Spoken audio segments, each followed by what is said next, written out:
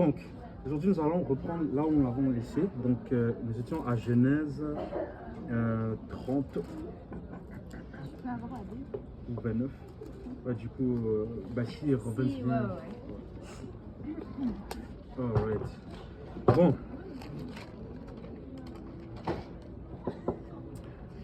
Qu'est-ce qu'on a parlé la dernière fois? Ouais. Donc, Sacrifice. ouais. Jacob. Ok, bon, on a un personnage. Ok, Jacob. On a vu aussi pour la première fois, je pense, les conflits entre deux sœurs, au lieu des deux frères. Donc on a vu une relation, en fait la dynamique entre une relation sœur-sœur. Et on a vu que, bon, est-ce qu'ils avaient une bonne relation? Pas vraiment, c'était des rivales. Et sur quoi on s'était laissé?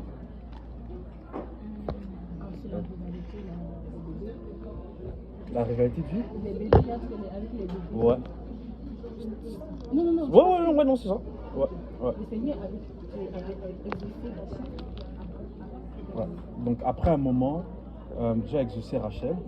Et ça c'était en fait chapitre 29, non, chapitre 30, verset 22. Dieu se souvint de Rachel, il exauça et la rendit compte. Elle devint enceinte et enfanta un fils, et elle dit, Dieu a enlevé mon opprobre. Et elle lui donna le nom de Joseph en disant que l'Éternel m'ajoute un autre fils. C'est là où on était rendu. Donc il y a cette rivalité en fait. Léa essaye d'avoir l'affection de son mari et Rachel essaie désespérément d'avoir des enfants. Mais comme elle est stérile, elle utilise en fait ses servantes pour avoir des enfants pour elle, en quelque sorte, et compétitionner un peu avec sa sœur. Mais on avait vu que dans cette péripétie en fait de rivalité, il y a un moment là où Léa, il y a eu un changement dans son évolution de personnage. Qui peut me dire qu'est-ce qui s'est passé chez elle, de son côté? Elle cherchait à faire des enfants pour... Elle cherchait à faire des enfants pour pouvoir avoir l'affection de son mari, pour pouvoir avoir l'amour de son mari. Et après ce moment, elle a arrêté de faire des enfants pour avoir justement l'affection de son mari, mais plutôt pour louer Dieu, le remercier pour ce qu'il avait. Comment s'appelait ce fils? Judas. Je vais te questionner parce que tu m'as dit qu'il n'y avait jamais de fils. Oula. J'étais trop lent. Ah, t'as pas oublié? Non, j'ai pas oublié. Ça, il y a un clip? Juste pour ok, super. C'est ça, donc Judas qui voulait dire en fait... Exact, ouais, louange en français. Donc louange. Et on a vu qu'à partir de ce moment, elle a cessé d'enfanter et elle était satisfaite, elle était comblée. Et Dieu l'a exaucée, elle a redonné des enfants par après, mais elle ne donnait plus des noms en fonction de son mari. Maintenant, elle donnait les noms à ses enfants juste parce qu'elle était heureuse. Donc on voyait comment Léa, elle était épanouie, même sans l'affection de son mari. Tandis que Rachel, elle était toujours amère, elle était toujours dans cet esprit compétitif en fait. Elle n'était pas satisfaite. Mais c'était arrêté là où Dieu finalement l'exauce et lui donne un enfant qu'il appelle Joseph. Et on s'était arrêté là. Donc ça fait un peu le tour du récapitulatif. Et on s'est laissé à un endroit là où, bon, Jacob est là. Il a ses deux femmes, deux servantes. Et puis il se retrouve maintenant avec 11 fils en fait. 11 fils. Et il arrive à un moment dans sa vie là où il se dit que bon, j'ai assez passé de temps chez Laban, il est temps pour moi maintenant de partir. Et de partir où? De rentrer, exactement, de rentrer chez son père. Il est temps pour lui de bâtir sa propre maison à lui et de ne pas bâtir la maison de quelqu'un d'autre en fait. Et on s'était rendu là. Donc là, on va un peu reprendre maintenant 30 à partir du verset 25. Et on va voir qu'est-ce qui se passe. Donc, je peux commencer et puis on fait comme ça. Au pire, vu que je suis au bout, je commence et ça revient sur toi. C'est la même chose. Lorsque Rachel eut enfanté Joseph, Jacob dit à Laban, laisse-moi partir pour que je m'en aille chez moi dans mon pays. Donne-moi mes femmes et mes enfants pour lesquels je t'ai servi et je m'en irai, car tu sais quel service j'ai fait pour toi. Laban lui dit, puisse-je trouver grâce à tes yeux? Je vois bien que l'Éternel m'a béni à cause de toi. Puis il dit, fixe-moi ton salaire et je te le donnerai. Ok. On va s'arrêter là pour un moment. Donc, qu'est-ce qui se passe? Là, Jacob est prêt à rentrer chez lui. Il est rentré et il est rentré. Il est prêt à partir. Mais est-ce que Laban veut le laisser partir? Non. Pourquoi? Ok. Donc, on voit que Laban a un avantage et il tire profit en fait de la présence de Jacob. Et on se rappelle que Jacob, à la base, en son chemin vers Laban, Dieu l'avait déjà béni. Et la bénédiction qui était sur Abraham, son grand-père, qui était sur Isaac, son père, était maintenant aussi sur lui. Et tout ce qu'il faisait prospérait. Il n'a pas hérité de la richesse de son père Isaac. En fait, il arrivait chez Laban comme fugitif. Il n'avait rien. Et de la même manière dont Jacob a tiré a pris avantage de la position faible de Ésaü. Lorsque Ésaü avait faim, à la place de lui donner à manger juste parce que c'est son frère, il s'est dit qu'il va lui tirer son droit d'aînesse. De la même façon, Laban, qui est aussi sa chair et son os, comme il a dit lui-même, il profite du fait qu'il est dans une position faible. Il n'a nulle part où aller. Et on a vu comment, ça on avait oublié de le dire dans le récapitulatif, mais comment il a escroqué en fait. Ça c'était le gros de l'histoire, c'est que il a trompé Jacob. Et il a fait travailler 14 ans pour une femme alors qu'il était censé en travailler juste 7. Et de la même manière dont il a fait à Ésaü, Laban prend avantage de Jacob. Et il ne veut pas voir son bien partir. Il veut continuer de tirer profit, de tirer avantage de Jacob. Et donc là, quand Jacob veut partir, ça devient un problème. Ça devient un problème sur tant d'autres. Là, depuis toutes ces années, comment il y avait des tensions, ça fait un autre problème. Et qu'est-ce que Jacob dit? Ils s'entendent à lui fixer un salaire. Il dit, ok, je sais que ma maison avec toi, ton troupeau avec moi, ça prospère. Je vais rester, mais on se fixe un salaire. Et on va voir un peu sur quel salaire il s'est fixé. Donc, si on reprend à partir du verset 29. Est-ce que c'est toi?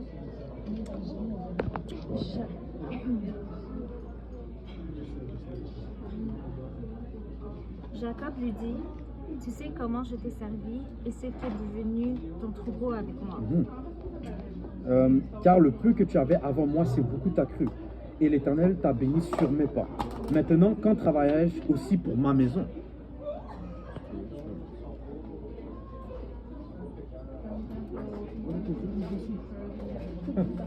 Si tu manges,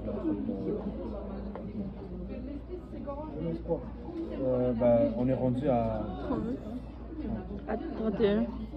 Dans Genèse 30, ça monte. Non, ça c'était. Car le peu que tu avais avant Ça, on l'a lu. Laban dit, que te donnerai-je? Et Jacob répondit, tu ne me donneras rien. Si tu consens à ce que je vais te dire, je ferai peut-être encore ton troupeau et je le garderai. On a quel verset? 32. Je crois que je tuer tout ton troupeau, mais à part parmi les bébés, tout agneau acheté, il manque de rien. Tout agneau noir. Parmi les chèvres, tout ce qui est manqué est acheté. Ce sera mon salaire. ma droiture répondra pour moi demain quand tu viendras. Ma droiture répondra pour moi demain quand tu viendras voir mon salaire. Tout ce qui ne sera pas acheté et marqueté parmi les chèvres et noir parmi les agneaux, ce sera ma part en vol. Laban dit, eh bien, qu'il en soit selon ta parole. Ok, pause. Est-ce que tout le monde a compris en fait c'était quoi l'entente qu'il y a eu entre Jacob et Laban? Moi je vais pas vous mentir, la première fois que j'ai lu ça, j'étais mélangé entre les tachetés, les marquetés, les non marquetés, les noirs, les blancs. C'était compliqué. Mais est-ce que quelqu'un, d'après la lecture qu'on a fait, peut s'essayer? qu'est-ce que vous comprenez en fait? C'est quoi l'entente? Il y a personne qui peut là. Vas-y. Mais d'abord, ce que je pense avoir compris, c'est que tous les agneaux qui sont beaux, qui vont avoir une meilleure valeur, une valeur plus grande, ce sera pour Jacob. Non, pour Laban, et l'autre, ce sera pour Jacob. Ok. Donc c'est quoi la part de Jacob en fait? Jacob, il n'a pas de chose. Mais c'est quoi? Ce qui n'est pas bon. Ceux qui sont achetés, Ok. ne valent pas beaucoup. Exactement. Donc, on comprend là que la part de Jacob, c'est la minorité dans le troupeau. Et il laisse les animaux qui sont de couleur unie, c'est-à-dire qui ne sont pas ni tachetés, ni marquetés, ni tout noirs, à Laban. Donc, en fait, c'est une entente qui semble faire l'affaire de Laban. Ça semble être une bonne affaire, là. Et il dit, ok, toi, tu gardes tout le reste du troupeau. Moi, tout ce que je prends, c'est les tachetés, comment il a dit, les brebis et les chèvres tachetées et marquetées et les chèvres noires. Et le reste, ça va être à Laban. Et donc, ça semble être une affaire bonne du point de vue de Laban. Maintenant, continuons, parce que Laban dit, apparemment, il est d'accord là. Dans le dernier verset qu'on a lu, il dit, eh bien, qu'il en soit selon ta parole. Quelque chose qui a attiré mon attention ici, c'est au verset 33. Quand Jacob dit, ma droiture répondra pour moi demain. Et on sait que jusqu'à date, Jacob n'a pas été quelqu'un de très droit. Mais il dit, ma droiture répondra pour moi. Et Laban dit, très bien. Et on sait que durant ces 20 dernières années, parce qu'en passant, Jacob, il est resté chez Laban pendant 20 ans. Donc il a fait 14 ans pour Rachel et Léa. Et puis il est resté 6 ans de plus pour le troupeau. Là. Et donc ça fait 20 ans au total. Et on voit là que c'est comme deux escrocs là qui ont vécu ensemble en fait. Et il dit, ma droiture répondra pour moi. Et Laban dit très bien. Maintenant, voyons voir la suite. Verset 35. Et le jour même, il sépara les boucs rayés et tachetés, et toutes les chèvres picotées et tachetées, tout ce qui avait du blanc, et tout ce qui était noir parmi les agneaux, il les confia à ses fils. Puis il mit l'espace de 3 journées de chemin entre lui et Jacob fit paître le reste du troupeau de Laban. Pause. Qu'est-ce qui se passe? L'entente, c'est que il garde en fait, et il ne quitte pas la maison de Laban, il continue à travailler, à paître son troupeau. Son salaire, ça va être les animaux qui sont achetés, marketés, etc. etc. Et ils s'entendent.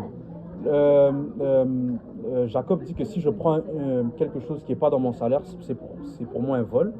Et Laban dit très bien. Mais le jour même, qu'est-ce que Laban fait?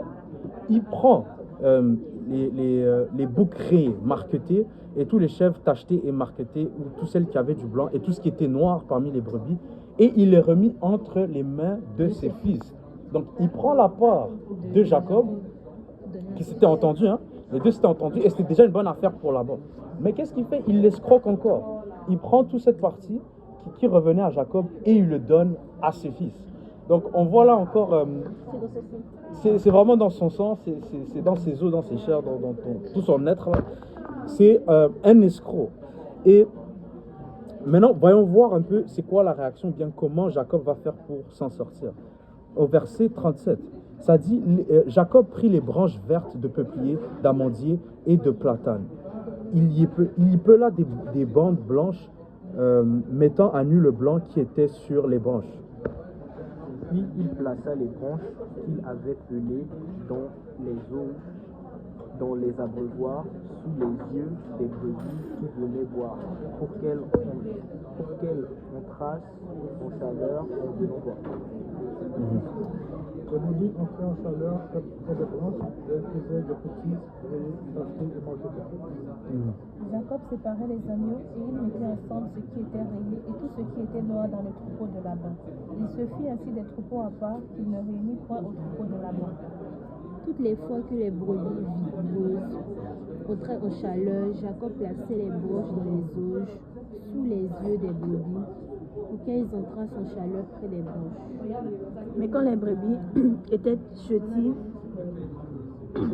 et il les mettait point, en sorte que les agneaux chétifs étaient pour Laban et les vigoureux pour Jacob. Cet homme devint de plus en plus riche. Il eut du menu bétail en abondance, des servantes et des serviteurs, des chameaux et des ânes. On va continuer au chapitre 31. Jacob entendit les propos des fils de Laban qui disaient Jacob a pris tout ce qui était à notre père, et c'est avec le bien de notre père qu'il s'est acquis toute cette richesse. Jacob remarqua aussi le visage de Laban, et voici, il n'était plus envers lui comme auparavant. Ok, on s'arrête là. Donc, on a vu comment, Laban a escroqué Jacob en prenant sa partie du salaire et en donnant tout à ses fils. En fait. Mais là, Jacob utilise une technique ingénieuse. Je ne sais pas si c'est comment exactement ça marche, mais les écritures qu'on a lues nous le décrivent. La manière dont il prend les branches de peuplier, d'amandier et toutes ces choses-là. Et bref, ce qu'il fait en fait, c'est que du troupeau qui lui restait en fait, tout ce qui appartenait à Laban, il fait en sorte que ces troupeaux, les boucs et les chèvres, les béliers et les brebis entrent en chaleur, et les petits qui naissent, ce sont des petits qui sont achetés, marquetés, et bref, qui appartenaient dans le fond à Jacob. Et on voit là que malgré la ruse de Laban, Dieu fait réussir en fait le pâturage, c'est le mot, j'ai failli dire n'importe quoi, le pâturage de Jacob. Et on voit que malgré la ruse de Laban, le fait que Dieu avait déjà dit à Jacob qu'il serait avec lui, cette arnaque ne fonctionne pas. Et même qu'il devient de plus en plus riche. Donc imaginez-vous tout le troupeau de... Déjà, est-ce que vous connaissez la différence entre brebis, agneaux, tout ça hein? Ok, on se lance, vas-y. C'est ça qui a hoché la tête. C'est quoi la différence? Quoi la différence? L'agneau, c'est l'agneau. Et la brebis. Ok, non. Personne connaît? Moi, je. Est-ce que... Ok, non, je n'ai même pas ici. Non. Mâle, femelle. Ok, qui est mâle, qui est femelle? Qui est mâle, qui est femelle? Ouais. Agneau, c'est le mâle. Brebis, c'est la femelle. L'agneau, c'est le mâle. Ok, il était presque correct. L'agneau, c'est pas l'enfant de La brebis, c'est la femelle, comme elle a dit. Le mâle, c'est le bélier. Mais le petit, c'est l'agneau. Exactement. Ok. Maintenant, pour les chèvres. La chèvre. Parce qu'on a parlé de chèvre, de bouc, qui est quoi? Le bouc, c'est la mâle. La chèvre, c'est la femelle. Et l'autre, c'est le petit. Tu me l'as dit quoi? Ah, mais oui. Ah il allait être sur la bonne voie. Ah ouais? Non, attends, tes doigts. C'est les vaches, c'est autre chose. Donc, Le bouc, c'est la femelle. non, le bouc, c'est le mâle. Oui, c'est la femelle. Non, c'est elle qui dit. Non, C'est elle qui dit. Oui, Non, non. elle a dit le bouc, c'est le mâle. J'ai entendu la chèvre, c'est la femelle. Non, Ok. elle a dit le bouc. Le bouc, c'est le mâle. Ok. La chèvre, c'est la femelle. Et puis le chevreau, c'est le petit. Chevreau. Ouais. On a vu son prix. Je sais pas. En tout cas, maintenant on l'a vu. Donc, On parle de cheval. toi, t'es dans un autre. Non, en fait, c'est ceux avec les cornes. Chevreau. Chevreuil. Mais en tout cas, bon, ça c'était juste pour. Parce que tu sais, en fait, on parle d'agneaux et de boucs et de béliers depuis qu'on a commencé cette étude, ces animaux reviennent tout le temps, mais on voit qu'on sait même pas de quoi on parle. Bon, maintenant on sait. Ce sont les animaux, Mais voilà. Maintenant on comprend un peu la différence. Ok. Et où en étais-je? Ouais, donc voilà. Il fait réussir. Donc, tout le troupeau de Laban donne des rayés, des marquetés, des tachetés. En fait. Et il sépare en fait les petits qui naissent, donc les agneaux et les chevaux, il les prend pour lui et il fait comme un troupeau à part. Il prend son salaire et il laisse le reste du troupeau à Laban. Et maintenant, tous ceux qui naissent, qui sont chétives, il va pas les faire reproduire. Chétis, c'est-à-dire. C'est-à-dire qu'ils sont faibles, qu'ils ne sont pas robustes. Donc, ils ont peut-être un défaut corporel, ou ils n'ont pas cette vigueur-là. Ok. Donc, ceux-là, il va les laisser pour Laban. Mais ceux qui sont vigoureux, c'est ceux-là qu'il les fait reproduire et c'est ceux-là qui donnent les tachetés et les rayons. Et donc, il commence à séparer le troupeau, il prend sa part, il laisse les chétives à Laban. Et ce qui fait qu'en sorte que Jacob s'enrichit considérablement. Et Laban, lui, son troupeau commence à devenir plus faible. Et c'est quoi la réaction maintenant des fils de Laban qui avaient pris en fait la part de Jacob? Qu'est-ce qu'ils disent, les fils de Laban? Jacob a pris tout ce qui était à la Ils disent c'est Jacob qui a pris. Alors que c'est Laban qui a volé la part de Jacob, ceux qui s'étaient entendus, pour leur donner. Et maintenant, il voit que Dieu lui fait réussir. Il dit que non, c'est lui qui a pris notre part. Et on voit comment la tension commence à monter. Et Jacob était déjà prêt à partir. Mais remarquez que Dieu va lui dire de partir juste après, en fait. Donc, le verset 3, c'est là où on était rendu. Quand Jacob remarque le visage de Laban, et voici, il n'était plus envers lui comme auparavant. C'est-à-dire que, on voit la tension qui monte, l'hostilité qui monte. Et il n'était plus autant amicable. Et verset 3, alors l'Éternel dit à Jacob, retourne au pays de tes pères et dans ton lieu de naissance, et je serai avec toi. Et il n'a pas dit à Jacob de le faire avant. Il a attendu ce moment, il a attendu qu'il s'enrichisse pour après partir. Raison encore pour laquelle j'emphase ce principe qu'on a vu et revu à travers les Écritures, mais le plan de Dieu. Et quand on parlait d'interférer, les questions qu'on avait sur interférer avec le plan de Dieu. Et le temps de Dieu aussi, ça c'est important. Et que Jacob, lui, avec raison, Jacob avec quel âge? Aude. Puis, il avait 60. Il avait 60 ans. On se rappelle qu'il s'est marié à 40, plus les 20 ans. Okay. Dans sa tête à lui, il avait plus que raison de vouloir quitter. Mais il fallait que Dieu l'enrichisse, le prospère, le bénisse avant qu'il quitte. Mais lui, il ne savait pas tout ça. D'ailleurs, imaginez-vous, il doit faire confiance à Dieu alors qu'il est en train de se faire escroquer. Lui, il ne voit pas la bénédiction à venir. Mais il est resté, il a quand même fait paître le troupeau de Laban, malgré qu'il escroquait, et Dieu l'a fait réussir quand même. La Bible dit dans Proverbe 3, en fait, Proverbe 3, à partir du verset 5, « Confie-toi en l'Éternel de tout ton cœur et ne t'appuie pas sur ta sagesse. Reconnais-le dans toutes tes voies et il aplanira tes sentiers. » Donc, il faut faire confiance à Dieu et ne pas s'appuyer sur notre propre sagesse, sur nos propres plans, sur ce qui nous semble sage et logique. Proverbe 3. « Reconnais-le dans toutes tes voies et il aplanira tes sentiers. » Qu'est-ce que ça veut dire aplanir un sentier? Le rendre facile à marcher. facile d'accès. Exactement, facile d'accès, facile à marcher. Donc, il enlève les obstacles sur le chemin, il le rend plat. En fait. Et c'est ce que Jacob fait ici. Et c'est là que Dieu lui dit, ok, maintenant est le temps, prends tes affaires et on part. Et c'est ce qui arrive. Et donc, à partir du verset 4, on est rendu à...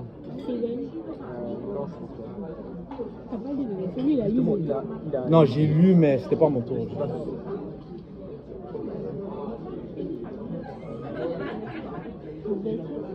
C'est dans le verset 4.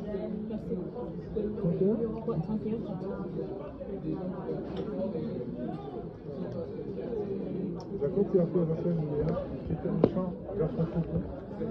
Il leur dit, je vois le visage de votre père, il n'est plus envers moi comme auparavant, mais le Dieu de mon père a été avec moi. Vous savez vous-même que j'ai servi votre père de tout mon pouvoir. Et votre père s'est moqué de moi et a changé 10 fois mon salaire. Mais Dieu ne lui a point permis de me faire du mal. Quand il me disait, les tachetés seront ton salaire, toutes les brebis faisaient des petites tachetés. Et quand il me disait, les rayés seront ton salaire, tous les brebis faisaient des petites rayées. Dieu a pris à votre père son troupeau et me l'a donné. Au temps où les brebis entraient en chaleur, je levai les yeux et je vis en songe que les boucs qui suivaient les brebis étaient venus t'acheter et marquer. Et l'ange de Dieu me dit en songe, Jacob, je me compte, je vois Lève les yeux et regarde tous les brebis que les brebis sont venus t'acheter et marqueter, car j'ai vu ce que tu fais là-bas. Je suis le Dieu de Bethel, où tu as un monument, où tu m'as fait un vœu. Maintenant, lève-toi, sors de ce pays et retourne au pays de ta naissance. Alors Rachel et Léa répondirent et lui dirent, avons-nous encore une part ou un héritage de la maison de notre père? Ne sommes-nous pas regardés par lui comme des étrangères, puisqu'il nous a vendus et qu'il a mangé notre argent? Toute la richesse que Dieu a ôtée à notre Père appartient à nous et à nos enfants. Fais maintenant tout ce que Dieu t'a dit. Jacob se leva et il fit monter ses enfants et ses femmes sur les chameaux. 18. Il a marqué son troupeau.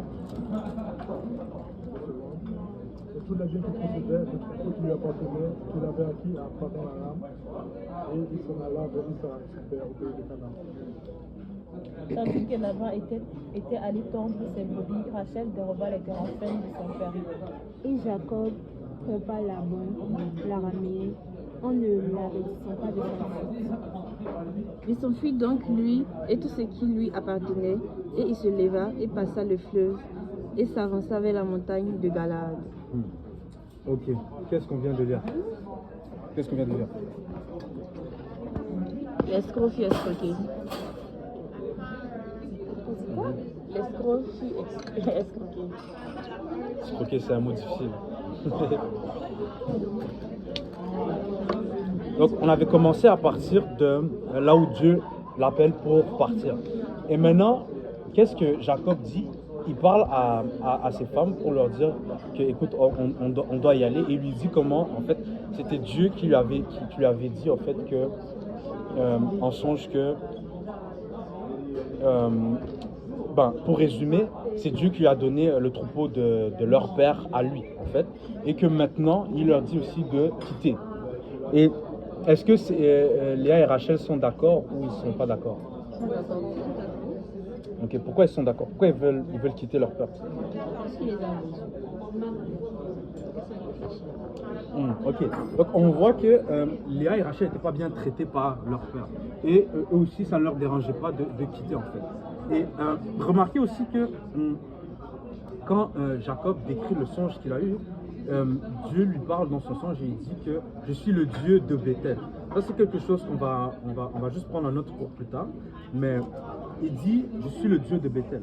Et il y a donc comme mon désir l'a dit, l'escroc se fait escroquer. Donc Jacob prend la fuite. Il part sans avertir Laban, donc il le trompe encore une fois. Et donc on a vu en fait durant toute cette série là des tromperies après tromperies après tromperies. Et comme le nom de Jacob l'indique, c'était un peu le thème de sa vie, en tout cas jusqu'à maintenant. Et qu'est-ce qui s'est passé d'important en fait ou d'intéressant juste avant qu'il prenne la fuite? Qu'est-ce qu'il a volé? Ok. C'est quoi? Les téraphins. Qu'est-ce que c'est qu'un téraphin?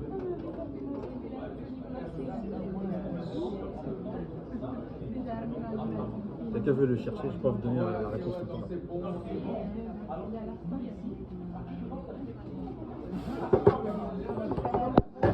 Pendant qu'on cherche la réponse, on va continuer parce que ce détail va être important. Donc, juste pour résumer ce qui se passe maintenant. Donc, Jacob prend la fuite avec ses femmes, ses enfants, sa partie du troupeau, et il prend la fuite sans avertir. Et ils mettent une distance de 3 jours de marche. Donc, vous voyez, ça nous fait allusion un peu au contexte de l'époque. Rappelez quand Jacob a trouvé en fait la maison de Laban, comment c'était quelque chose de peu probable. C'était que tous les déplacements se faisaient à la marche. Et là, quand on parle de distance, on parle même de distance de marche. Donc, 3 jours de distance de marche. C'est quoi là? T'as pas une définition? C'est sûr qu'une image, c'est bien. C'est en anglais. Vas-y.